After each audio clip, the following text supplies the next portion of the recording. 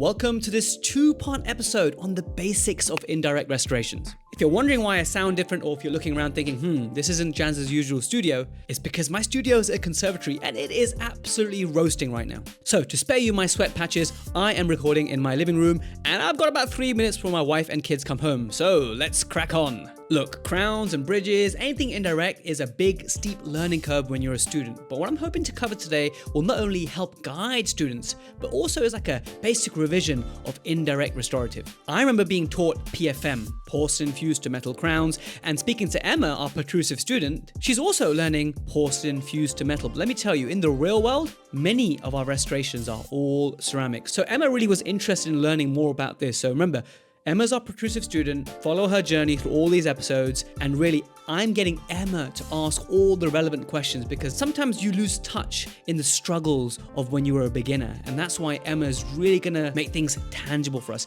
break things down and ask me the right questions so I can cover things that can actually help young dentists, students, and those who just want some revision of the basics. We cover key themes like direct versus indirect, onlays versus full crowns. I know we did a full episode on that recently, by the way, PDP 189. You should totally check that one out, but we kind of talk about it more in the basics, foundational, student-friendly version. Hope you enjoy this episode, and yes, there are Emma's famous student notes available to download in the student forum and protrusive vault section of Protrusive Guidance, our app. The website for that is protrusive.app, or download it on iOS and Android. Remember, if you email student@protrusive.co.uk with proof that you're a student, you get full access to this area. Enjoy the main episode, and I'll catch you in the outro, and of course, do come back for part 2. Emma Hutchison, the protrusive student, and all the students listening and watching, and dentists who sometimes like to join us here, welcome back to another edition for dental students. This is June's edition. We're focusing on onlays and crowns and that kind of stuff, which is the theme of the month. But particularly, we're going to have an opportunity to catch up with you, Emma, and also answer your questions from a student's perspective. So firstly, Emma, how you been? How's the last week or so? How's the last month been? Anything new that you've learned? Last time was dentures. Any new experiences that you've had? Yeah, so the last time that we've recorded, it's actually been a quiet one, actually. I had a patient in last Friday with a fractured fill-in, had to take all that out and patch that back up. Other than that, I've not seen any more profs patients or anything like that, so it's actually been quite quiet. I've only seen one patient. But no, and academically, what are the kind of themes that you've been covering academically? So recently, I think in Glasgow, towards the end of the semester, because we've only got, a month or two left. It's February right now that we're recording this. They start to pile in more and more of the theory stuff. I don't know if that's just how it works out in Glasgow, but you sort of winds down on the clinical time and ramp up a bit more on the theory stuff. So it's been a lot of, consent, ethics, all that sort of thing that we've been covering, which would be good to do on here at some point as well. But yeah, just whole range of things, but it's been good just trying to keep on top of it, I suppose. I think our next chat has now been decided on the consent, ethics, and communication. So there we are. Easy as that. Right, great. Well, today let's talk about crowns, right? So I remember being a dental student, and you learn all these different types of preps on the phantom head, and initially you still feel like you've got two left hands even 5 years out there, right? Yes. And you're trying really hard not to nick the adjacent tooth, and you end up tapering too much. And I found crowns at a very steep learning curve in terms of getting my hand coordination right. Being able to use the mirror and focus on the reflection and not trying to use direct vision, trying to switch to indirect vision. Yeah. Are these the challenges that you're living and breathing right now? Yeah, definitely. I mean, I've not had any crown or bridge patients so far, nothing like that. I've only ever completed crowns down in the phantom head at the moment. And even that without a tongue in the way, cheeks and all the rest of it, it's really, really challenging. The only thing that I can think of at the moment, we have been taught sort of 2 different ways. It might be different in lots of other universities about the process you go through, and metal ceramic crowns versus all ceramic crowns, and that's been a lot of my teaching so far, is the differences between those 2. Nothing quite they've taught you the differences, but I mean, fair enough, but have they given you any indications of what we're actually doing in the real world, what you should be focusing a bit more on, or when you actually come to treating your patients, what's the more likely type of crown that you may be doing? Have they sort of covered that? No, actually, I'm not really sure what type of crowns that we do provide in Glasgow Dental Hospital. I actually don't know. I really don't know. Mm-hmm. I mean, I'd be fascinated because back when I was in Sheffield, it was very traditional metal-based, and PFM, so porcelain fused to metal. Yep. I don't think I did a all-ceramic crown as a dental student. To be honest with you, I'm struggling to remember if I did. Maybe one anterior tooth. But things have shifted a long way in the world of ceramics. So I'm hoping, because really PFM is getting phased out. Like there's still a big place for PFM. We'll talk about that when I would use PFM. But it's all, the buzz materials are lithium disilicate, which is Emax is a brand name, if you like, by Ivoclar, of lithium disilicate. Have you covered that ceramic name, lithium disilicate? Yes. Yeah. Yeah, and that'll definitely be included in the notes for this month as well. Brilliant. Excellent. So yeah, this is a type of glass ceramic. It's an etchable ceramic. So one of the things I remember learning as a student is etchable and non-etchable ceramics. And then zirconia is the other one. Okay. So, it's being used a lot for its different properties like strength and whatnot. But we always have to balance it out with how abrasive it is to natural tooth, how much tooth height you have and how much reduction you can do. So many different things you consider in the matrix. So where do you want to start, Emma? What's your top question? Yeah. So my first top question, I've been thinking about this. So as I've been saying, what I've been taught so far in university is to prep the teeth depending on the material that's going to be used, or let's just say a crown. Again, quite a broad question that I'll start off with. Does this align with real life dentistry? I don't know if you've seen many of the bits and bobs that I've sent to you for my teaching on this already. But yeah, does that align with real life dentistry? Like, how much does your prep rely on the material that you're going to use? Does that influence it a huge amount? Okay, great question. And really at the beginning, when you're new to crown preps, you're kind of so much visual stimulus. You're trying to keep your hand steady. You're trying not to taper too much. Yes. And so as a newbie dentist, as a dental student, you're just trying to get the basics right. Yeah. And really, your hand skills aren't there. And so you're trying to just about get a margin that the technician can read, right? And so you're doing all that, and then you kind of just pray that it's enough, and you send it to a technician, and hopefully they can make a crown out of it, right? And the most common one is you didn't give enough occlusal clearance. So actually, what you're being taught is a really good way that you should begin with the end in mind. Okay. That's a really, really good thing. So I'm not one to say that I will look at a tooth and I'll say for sure it's going to be this material. Sometimes it is clear, but a lot of time I will do the following, Emma. So let's take a tooth that's carious. It's an old MOD amalgam. It's carious. We know that by the time we remove all the amalgam and the caries, there's not going to be a lot of tooth structure left. And it will be too ambitious for a composite. Okay, so does that make sense so far? You've decided already that you think you're going to be going indirect. You're going to do your gold standard caries removal. You're going to build up a core or a foundation restoration. Typically, a bulk kill, dual kill, composite, that kind of stuff. I use something called Paracore. Some people use GIC, which is a bit weak. I tend to trust composite, to be honest with you. So we've got a core in, but now you need to prep it. Now, when we're prepping it, before we prep it, we kind of need to now decide, right, what material am I aiming for? So aesthetics will come into play here. Functional demands will come into play here. For example, for an anterior tooth, you're going to get better aesthetics from let's say a lithium disilicate crown than you would from a PFM, generally speaking. To get the same level of aesthetics from a PFM, you'd have to be very aggressive, give a nice meaty shoulder, which is more invasive. So let's say you decided that you're going to do an Emax crown. And so Emax is like the brand name of Ivoclar, so it's a lithium disilicate. And they produce these guidelines, right? So they say, okay, for example, a 1 millimeter rounded shoulder, for example, all the way around, and a 1.5 millimeters occlusal clearance. Okay, let's say, okay? And so you have that in your mind, and you know that you want to give your technician enough space for aesthetics and also to respect the integrity of the material. So yes, you are going to then prep according to what's gold standard for that.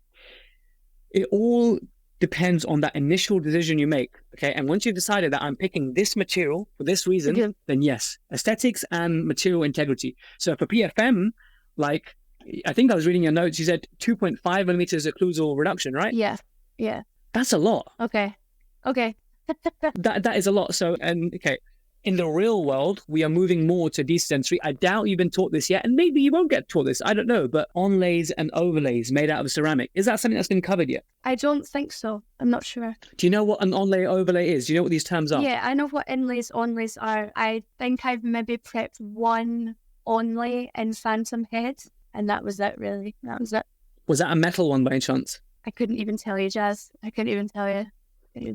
Okay, well, put it this way. Let's just, for the student assistant, break it down. Onlay is you're replacing at least one cusp, right? So you're replacing one cusp. Overlay is you're covering all the cusps, Okay. for example. Now, you could do an onlay in metal. So let's say you can use, non-precious metal or gold, Okay. right? And the way that preparation will differ to a ceramic one is the metal one is allowed to have sharp internal line angles, right? Because the metal can tolerate it. It's very well defined and it's very minimally aggressive. It's like 0.7, sometimes 0.5 millimeters of axial reduction, and occlusally, it could be a millimeter thin, which is great. So very minimally invasive. If you compare that to a lithium disilicate, it's much more rounded and flowing. There is no sharp internal corners allowed, because sharp internal corners, it starts to crack glass ceramic. You're cracking the glass base. So the prep, if you look at a tooth and the prep looks different because it's more rounded. I've actually got good photos to add to this. So while I'm saying this for those who are watching and not listening, I remember the scenario where I was prepping a lower second molar and a lower first molar, right, on the same patient, same quadrant. And one was for a metal onlay because I wanted to reduce less occlusally. I had limited crown height and I didn't want to drill so much in the occlusal clearance. So I went for metal, and the tooth in front, I had a good amount of enamel, but I had more to play with in terms of occlusal clearance. So I went for ceramic. And the distinctive features was one was way more well defined than the other one. So the top theme so far is, yes, begin with the end in mind. And the type of material you choose will influence what your prep looks like. And there is a difference whether you're going for an onlay or for a full crown. What questions have you got based on that? Because I know I'm saying 50 million things here, but that's going to lead to 100 million different questions. Yeah, definitely. So I even wondered this when I was working full time as a dental nurse. And it's just, so let's take a tooth which hasn't been root canal treated, just for ease sake, I suppose. What criteria do you consider when you're selecting the most appropriate type of restoration? Like, what are the deciding factors between direct and indirect, or an onlay versus a full crown?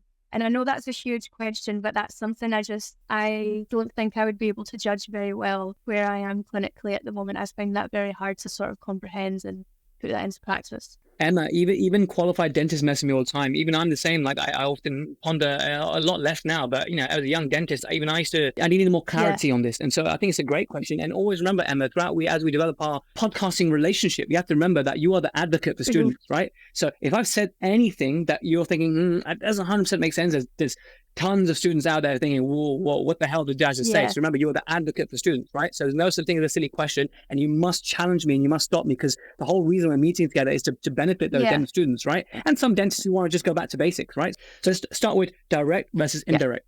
We did our very first episode about, when is potentially a direct restoration of large composite too large? And the larger the composite, the less successful it was. It was the number one reason the composite to fail if it was too ambitious. So if you feel like you're using more than 2 compules, and probably you're being a bit too ambitious with your composite, right?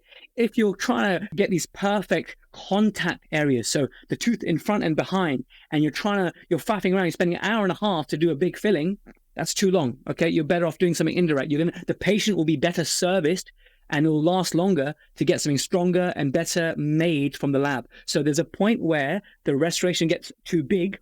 The other times you may consider that, should I go for direct composite or indirect crown or onlay, is you've got loads of cracks in a tooth. You've got loads of cracks in a tooth. You kind of want to hug the tooth. You want to prevent the flex. Composite flexes more than an indirect material. So these are some of the things that you consider. And for longevity, like indirect would be good. Direct can be less invasive. So there's a point where actually it's a small MO or a small DO, fine, composite. A large MO, large DO, fine. MOD, maybe fine, composite. But then if you look at the patient, and the patient's got broken cusps everywhere, large muscles, high forces, then maybe you're going to get better longevity by going for the indirect. So there's no hard and fast rules. You've got to really base it on that individual. But if I was to say one thing, the larger the composite, the more you're going to tend towards indirect. Okay, that makes sense. And then, so I suppose again, it is one of those things where, a common theme as we're going through this, Jaz, and just you get better at it as you go along, judging these types of things. Because, I could look at a tooth and someone will ask me, would you put a composite on that? Would you do a crown? And I would believe whatever you said. Because I just don't know. It's Emma, this stuff still splits room. You can have dentists in a room who are all 40 years qualified, right? And we show them an MOD cavity with a small crack inside. half of them will go for a large composite and half of them will go for some sort of crown. You'd be amazed.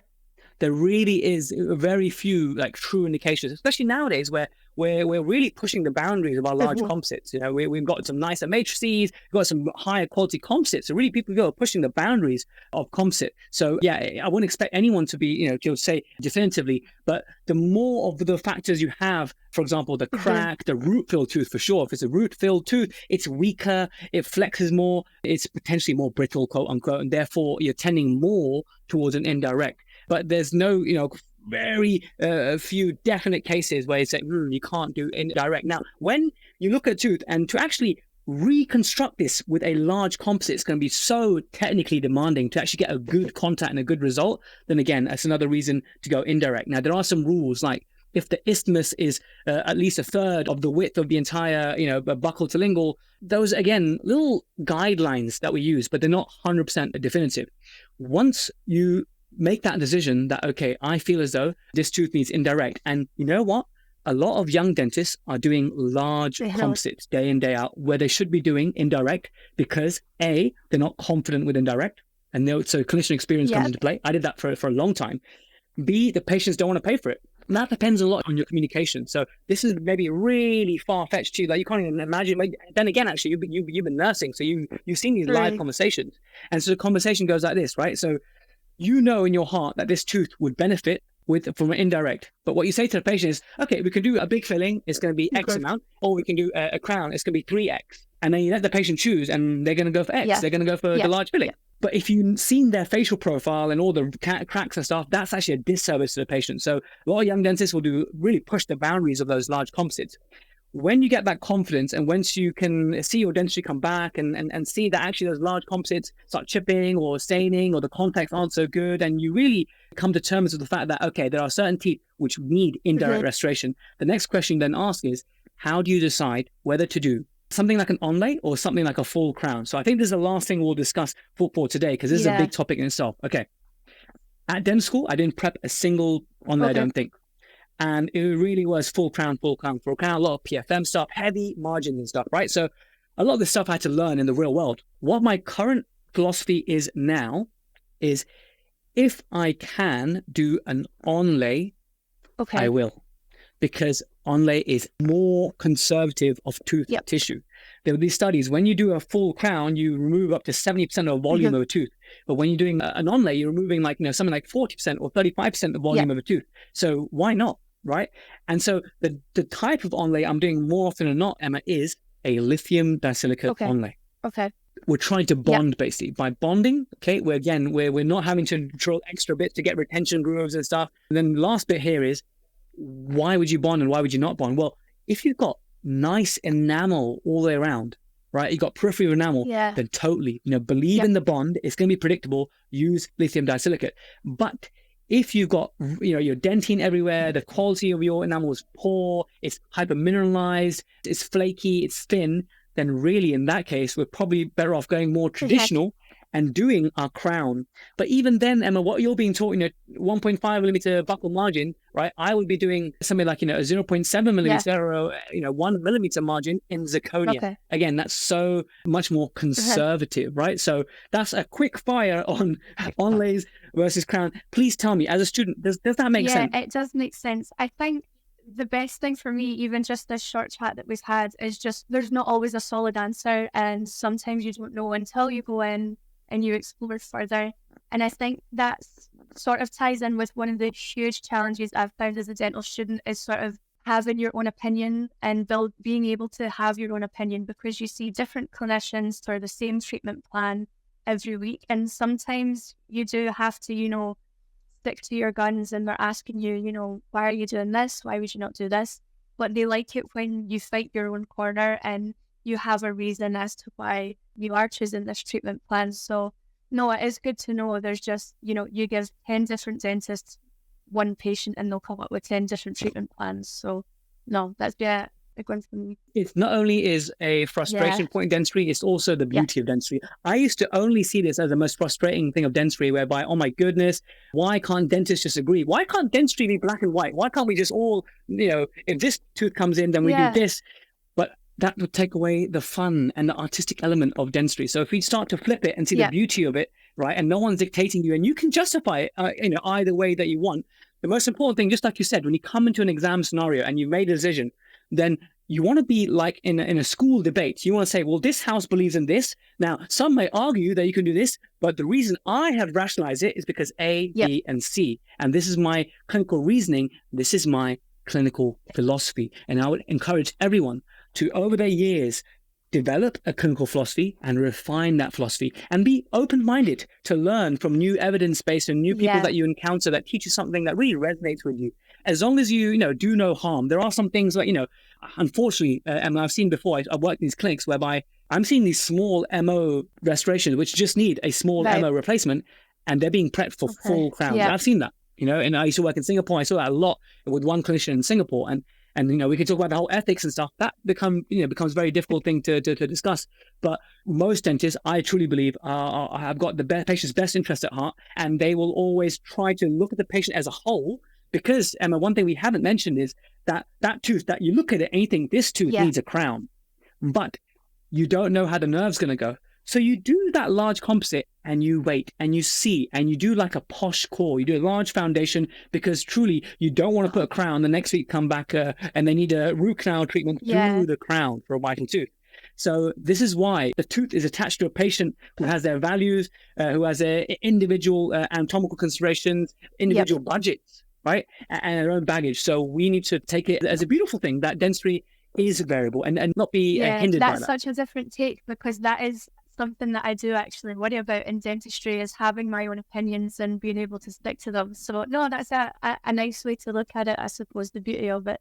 I think I used to do this a lot. I used to focus on the negative point and why are there second and third opinions, but the more clinicians I meet and the more letters I read, the letters start with, in my clinical opinion. It is a clinical opinion. And the practice of dentistry is the practice of dentistry. We are practicing. No one's perfect. And as long as you can really follow some key guidelines, doing no harm, and having the patient's best interest at heart, working within your expertise, I don't think you can go wrong, Emma. You'll be fine. Everyone will be fine.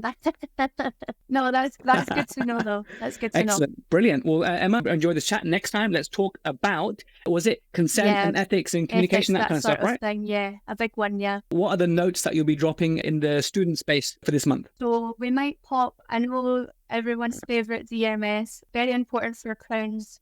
That's dental material science for someone who's tuning in for the first time. Very heavy on the examinable stuff there, but also, my teaching in Glasgow and just the guidelines that I've been given for crown preps and different types of materials that are used. Again, all very examinable stuff. So amazing. And I'll try and collate some freely available PDFs that are online and just bring them all in one place that are like helpful guides, some good videos. I've got loads of videos of me doing preps and stuff. So my only worry is, Emma, by uploading these videos is, if in dental school you don't get taught a lithium disilicate overlay, and all I've got is a lot of those videos and also a different type of crown, which I do as a vertical preparation, but I don't even want to go into that, right? And so, the thing to appreciate here, Emma, is the way I'm practicing now, only about 5-10% of it is what I learned in dental school, which is scary, right? You're there, you're in the heat, you're in the cold face. You're like, okay, I've got to learn this, got to learn it really well. But this guy's telling you that actually you're only going to do 5-10% of those things, because things evolve, things change. You go on courses, and some of the stuff in the real world actually is more current and relevant than what, no offense to dental schools, but they might be teaching. I mean, I think we also covered, gold crowns and things like that. And it was prefaced like, you'll probably never do this, but it's all still included in there anyway. It's a good skill to have. It's a good thing to know. Sometimes on second molars, I will opt for it in the right patient. I think, it's good to train your hand-eye coordination. So all these preps, practice them, learn the rationale. Always think why, what's the end result, and base it on that. So always begin with the end in mind. And with that, Emma, thank you so much for another student segment, and we'll catch you next month. See you later. Bye. There we have it, guys. Nice and sweet one today, but do check out part 2. In part 2, we actually talk about the actual fitting of the crown. When do you reject lab work? How do you even quality control the crown when it comes back from the lab, for example? And the exact stages of fitting the crown. And I think this will help anyone who's got their first few crown fits coming up, or maybe even a qualified dentist who's thinking, how do others do it? So do check out Indirect Restorations Part 2 coming soon. Thanks so much for listening all the way to the end, and do check out the Protrusive student notes, available only on Protrusive Guidance. Thanks for joining us, and I'll catch you next time.